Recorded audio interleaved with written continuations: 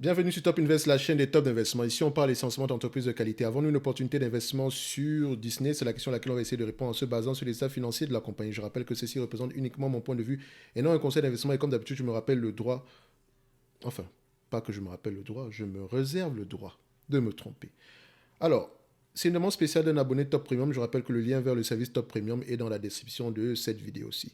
Donc, il y a quelques temps, j'ai fait une vidéo sur Paramount et je vous ai dit que je vais aller très rapidement concernant Disney parce qu'on a à peu près la même problématique. OK?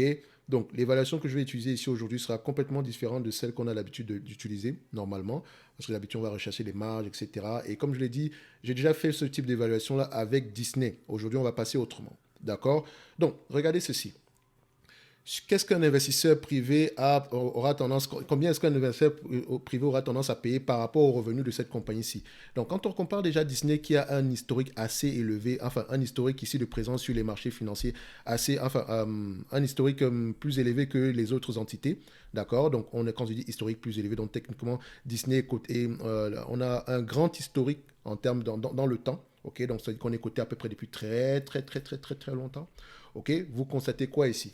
Sur Disney, en date d'aujourd'hui, le marché paye généralement combien de fois les revenus? Techniquement, je vais prendre le price to sell.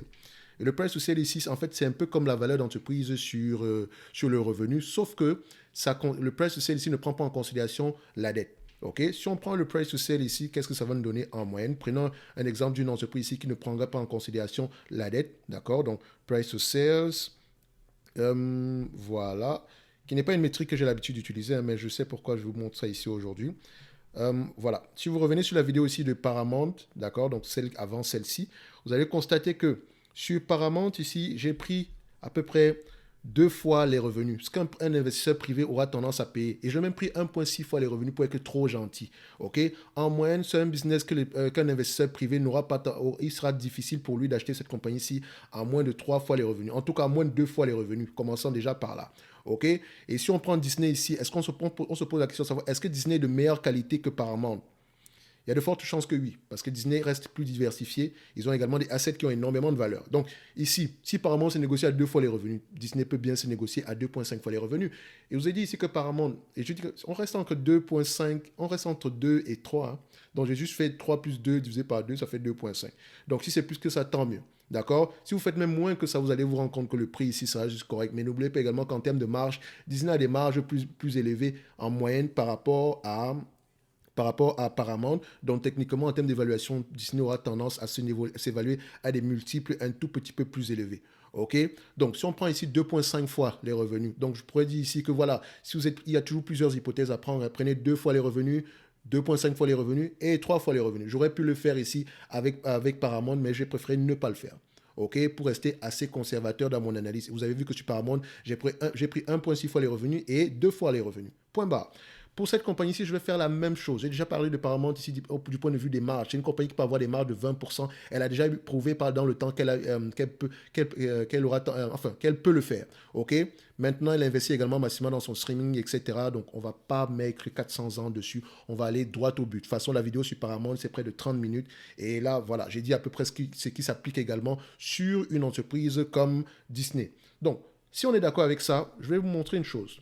En moyenne, le marché paye combien de fois les revenus pour Disney? En moyenne, hein, d'accord, le marché paye à peu près 1,8 fois les revenus. Donc, sur les 20 dernières années, à peu près, disons, on est à peu près à 2,2 fois. OK? Sur les 10 dernières années, on est à peu près à 3 fois les revenus. OK? Donc, si on est trop gentil, d'accord, on sera à 3 fois les revenus. Si on est trop pessimiste, on sera à 2 fois les revenus. D'accord? Je coupe la poire en deux, je prends 2,5 fois les revenus. Mais quels revenus donc? Disney investit massivement dans tout ce qui concerne le streaming, etc. Ok, on s'attend à 90 millions ici en 2023 et 100 millions en 2025. Ok, soyons gentils, disons même qu'on va rester dans la moyenne de 90 millions jusqu'à la fin des temps. Ok, 2,5 fois les revenus, donc 90 millions ici, 90 milliards, excusez-moi, 90 milliards. Multiplié par 2,5 fois. Ici, ça fait 225 milliards. Moins la dette nette. Prenons la dette nette ici qui est affichée sur zone bourse. Donc, on a à peu près à 30, disons 35 milliards. Pas besoin de trop de précision. 35 milliards, parce que de toute façon, la dette nette aura tendance à diminuer. D'accord? Divisé par le nombre d'actions. Le nombre d'actions actuel, c'est qu'on a combien en termes de nombre d'actions? On a à peu près 1 milliard 823. Donc, divisé ici par 1 milliard, divisé par 1,8 2, 3. Ça donne ici une valorisation aux alentours des 104 dollars l'action. J'ai uniquement pris les bénéfices nets attendus, les revenus attendus en 2023. OK? Ici, on aura tendance à avoir des revenus un peu plus élevés que ça dans le futur. OK? Donc, je suis resté assez conservateur. Par rapport au prix actuel, l'entreprise est juste correctement évaluée. Et ça prend en considération la dette. Parce que si on ne prend pas en considération la dette, le 225 par rapport au prix actuel, divisé par 1,823, on sera plutôt une valorisation aux alentours de 123 dollars l'action. OK?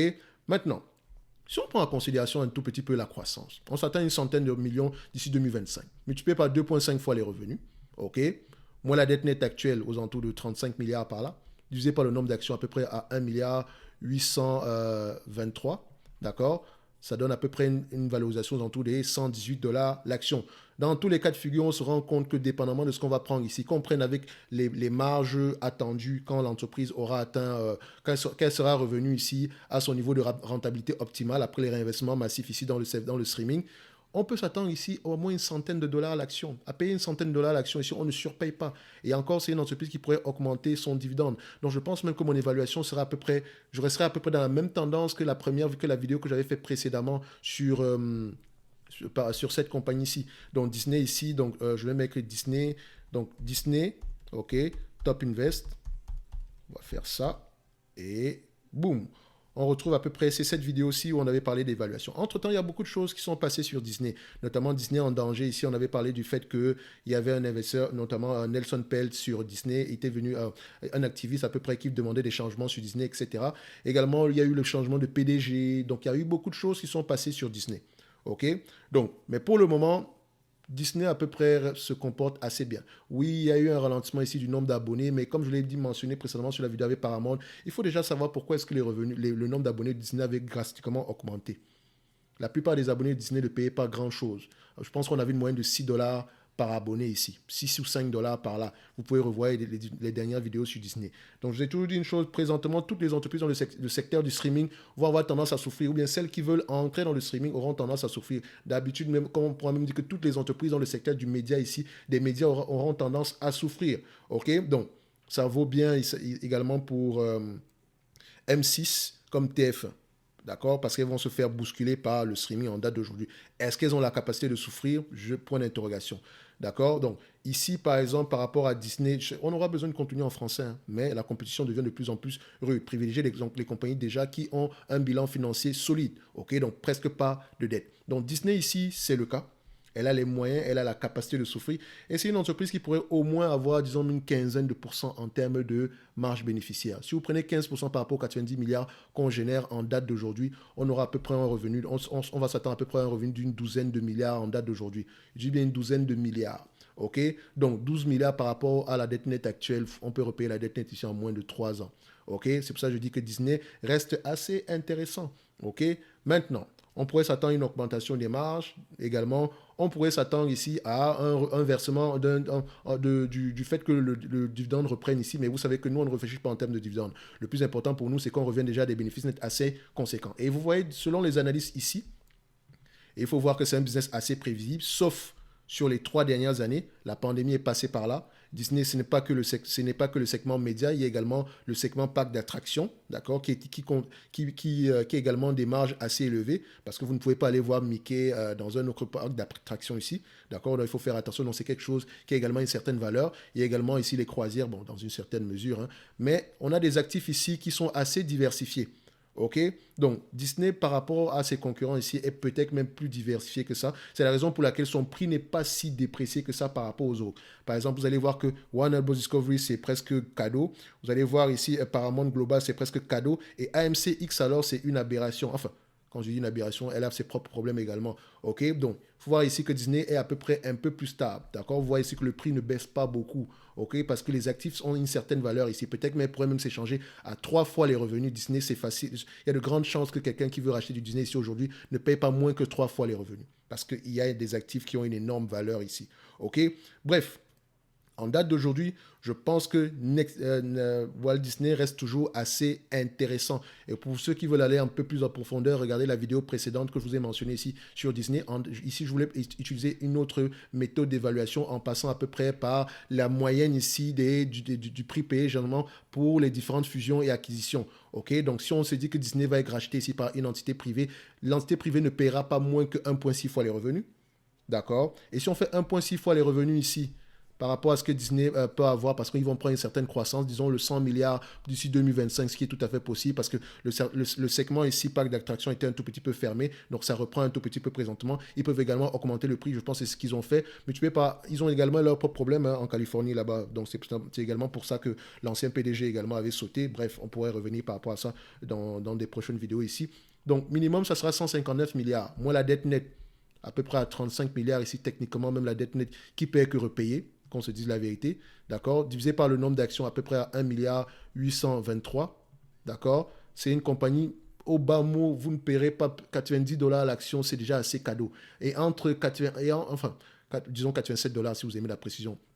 Et entre 87 et 99 et 100 dollars, il n'y a pas une énorme différence. Il n'y a vraiment pas une énorme différence, surtout si on est moins 10 ans. Donc en date d'aujourd'hui, Walt Disney est évalué ici de manière, voilà, je pense qu'on est assez conservateur au niveau de son évaluation en date d'aujourd'hui. Si on est trop optimiste, on prendra 3 fois les revenus, ça revient à 300 milliards ici, moins la dette nette à 35 milliards, divisé par le nombre d'actions ici à 1 milliard 823, donc ça revient ici à peu près aux alentours de 145 dollars l'action. Ok, si à 100 milliards ici, c'est une entreprise qui peut rapporter à peu près 15 milliards en termes de revenus, 15 milliards en termes de revenus, donc 15% ici de marge bénéficiaire, alors qu'elle peut les avoir. Elle peut avoir plus que ça en termes de marge bénéficiaire. Ça fait 15 milliards par an à 20 fois les bénéfices. Oui, elle peut s'échanger à 20 fois les bénéfices. Moins la dette nette qui est aux alentours de 35 milliards, d'accord, divisé par le nombre d'actions à 1 milliard, 1 milliard 823. Vous voyez qu'on trouve toujours 145 dollars à l'action.